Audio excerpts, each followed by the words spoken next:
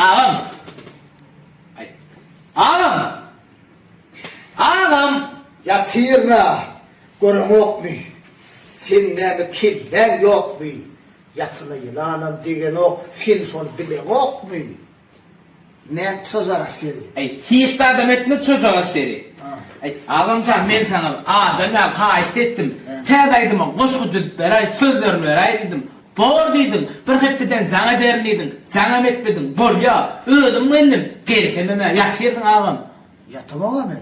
Ha. Dörüdüp yatıyorum. Ay- Aydın deydin ha? Ayrım dedim, təbi. Geçen hepte yardım atışar mı? Sana da oynan aydın lan ya. Geçen etti. Ana. Sen onu tayin. Tayin mi? Tayin. Ağam şey der falan dedim, hani. Arası Hadi, var. Təbaydım. Hani inni geçin. Aha. Yürekleri açın. Aha. Fikre batıp çum. Gurluk müdde yiyip için. Hani inni tam edin. Dur. Sen bunu yola espitran aydı mı? Onu öyle sütün aydın. Ha, ne yapayım konu? Ni most bit. Ne. Может быть. Ferit. Ne? Evet.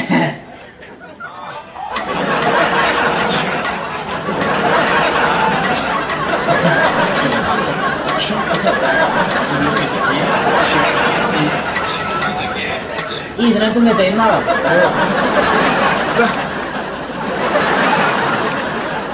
Ne kabak görünüyorsun?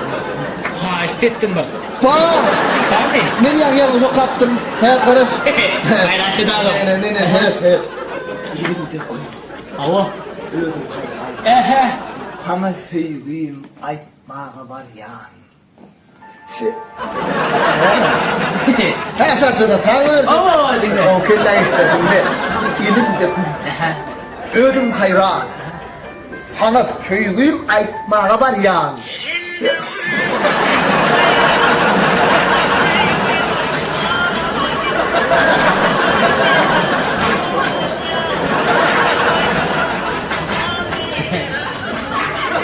Evet.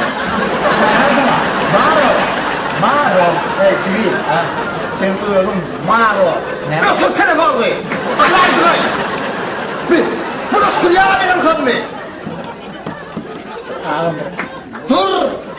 İnni adıma düştü. Düştü mü? Hayır, şu telefonu. Hatırla. Hayır. Ne ama? Şimdi elimden tut. Yıllara gidelim. Asman yüzünü biz bile seyredeli avat döner. Bila. Ha. Yok. Bamson. Ha yok. Yok değil mi? Bamson. Yok gerektin lan da. Yok değil mi? Mol ya değil bana. Ikbalın bağla insanı. Uzun giyeceğim yetmez bana. Hayran sana. Miris sana. Neyle de. Ha. Dinle. Aylığım vereyim sana. Aman hitlere bana.